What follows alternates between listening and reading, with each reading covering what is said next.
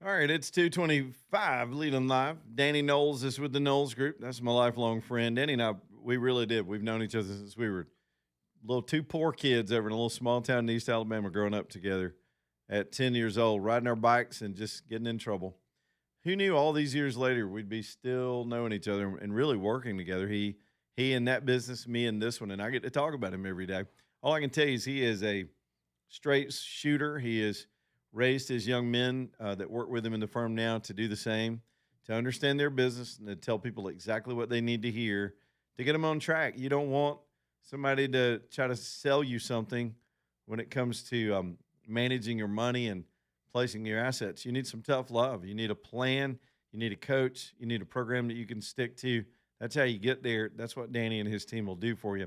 He's had tremendous success for this audience. Get a lot of great feedback on my friend, and I'm making a personal introduction. Y'all get together and see if it's a good fit. It's the KnowlesGroup.com, Noles, the KnowlesGroup.com. Well, let's get Doug in here. I think he wants to call about the coach thing. We can deal with that for a little bit while we're waiting to see what happens in this prelim hearing on the murder trial. Doug, what is going on with you tonight? Hi, hey man.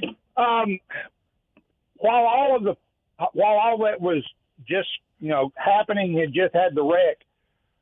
One of the companies I used to build equipment for food processing plants.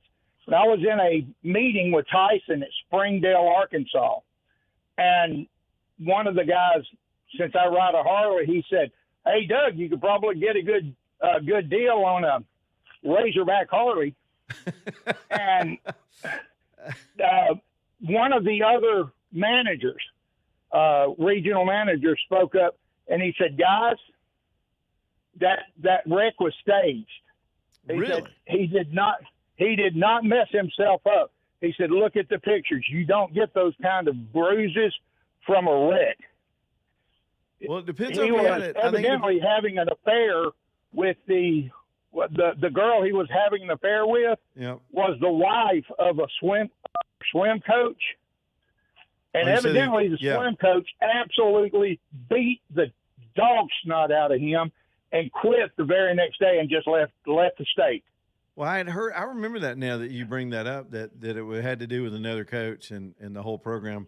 But I think he did have a swim coach. So he did have a wreck though, because it was the wreck that exposed it. He had a wreck and they had to call for help, and there he was with his girl on the side of the road. But they staged the wreck to cover up all the bruises because they had to have some way to say, "Well, why are you so bruised?" Here's what I want to know: does Candace Owens know about this? Maybe she could start digging into this as well. Oh gosh, I can't imagine what kind of a beeline she'd make on it. Tangents going everywhere. But I just thought I'd put that in because I was there, and one of the guys there said his daughter was a cheerleader for Arkansas and had the inside information of what went on. So it wasn't the wreck that bruised him up. It was the swim coach that beat the dog snot out of him. Interesting. I'll have to go back and look at some of that. It came to mind as soon as this coach got in trouble. And y'all remember, hey, thanks, Doug. Terry Bowden, remember how he was fired in the middle of the season? That was always rumored to be a staff issue as well. And Auburn pretty much kept that quiet. They never really came out and said much more about it. That was just nothing but rumor mill. This thing happens. These guys are celebrities. They're surrounded by all these co-eds. I'm not justifying it. I think, it is what it is. But these guys making all that money don't have the judgment to just keep it together. Just keep it together, man. All right, back in a minute.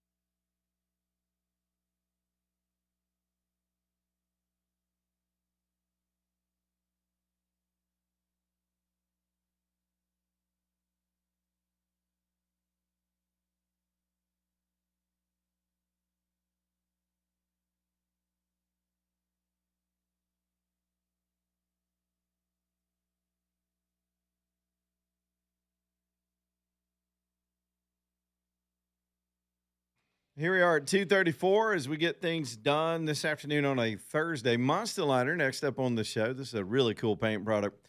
If you've got any kind of project at home, this product was really designed for people to paint their own vehicles. Now, y'all should have seen my face when they sent me to Coleman and said they want to meet you in Coleman. They want to come on the show. They sell paint that you can paint your own car. I went, paint your own what? Nobody paints their own car. And until I went up there and met Eric and saw what they came up with, and I went, okay, there's a total market for this. It's people like me and you that like to get our hands dirty and do our own stuff, and we're too cheap to pay somebody else to do something we think we could do. It's called do-it-yourselfer. I love it. Then there's the fact that the barrier to doing it yourself is one, we don't have the talent or the equipment to spray a nice paint job on even an old car. But there's a huge market for people that have older cars, trucks, SUVs, other things. Some of our audience have painted utility trailers and boat trailers and other metal things that sit outside and get exposed and have done it themselves and had fabulous results. So they marketed it and designed it for us. This is an industrial paint manufacturer. And then they put it all in one kit, so there's no thinking involved. Your biggest thinking is pick the color. And then you do it with a roller. What? Yeah, and it works. And the roller, anybody can roll paint. It's a two-coat process. It looks great when it's finished. You can see examples on some of their social media and at their website. Pick your color and get going on it. This little warm snap that we're going to have between now and Christmas I was talking about could be a good time to get a paint project done. It's called Monster Liner. He spells it MONSTALINER, MonsterLiner.com. Man, I want to get away from this coach story, and everywhere I look, it just keeps popping up in my face, and including the rumor mill about whether this involves any other coaches, especially Alabama's coach, and if anything develops on that. Of course, we got resources down the hall. We'll get our Jocks guys down here and let them be the experts on it. Okay, and then let's move on to let me deal with Congress for a minute. These idiots, all of them, both sides, both parties.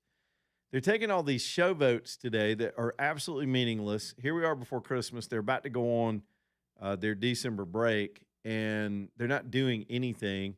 For example, the Democrats over in the House decided to bring impeachment charges against Trump again. They're so ridiculous about this idea they're ever going to impeach him. Look, the clock's running on him. They ought to be focused on what comes next, and they're still trying to get this guy. He's the Roadrunner. They're Wile E. Coyote, and they lost a massive vote today. Several Democrats voted with the Republicans to just kill that nonsense. They're wasting time. And then over in the Senate, they've got a very serious matter of the collapse of Obamacare.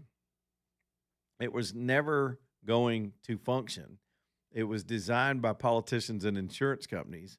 It's going tits up, and they want another bailout. They want another 3-year bailout on it. So that's not going to happen. The thing can die its own death, and that's going to leave some people in the lurch. So now they're trying to come up with a plan. So the Republicans threw forth a plan that would give the money directly. This is over on the Senate side. That would give the money directly to insured people that want to participate in the plan instead of handing it to the insurance companies to skim and then creating all this dysfunction in our system. Even if you're not on Obamacare, the myriad of rules and the way it works has forced up insurance prices for the whole country, for all of us. We're paying for their bad plan, both through our taxes and through our insurance premiums. And so that died. It barely died. You didn't even have enough Republicans to get along with their own plan to make it pass in the Senate. Now, the Democrats have a version that will also die. Their version is give us more money, put a Band-Aid on it, on a gaping wound, and let us limp along to get to the next presidential election, and maybe we'll have a chance to save it another way. And Republicans aren't inclined to do that. And some of those plans will run out at the end of the calendar year, so it's going to be interesting to see what the pressure of the deadline does. But again, these were show votes, and it was known going in that neither one of these two partisan plans are going to pass. And allegedly, there are back channel negotiations going on over all that. But just letting you know about those things, there is a little bit of action out of D.C. today.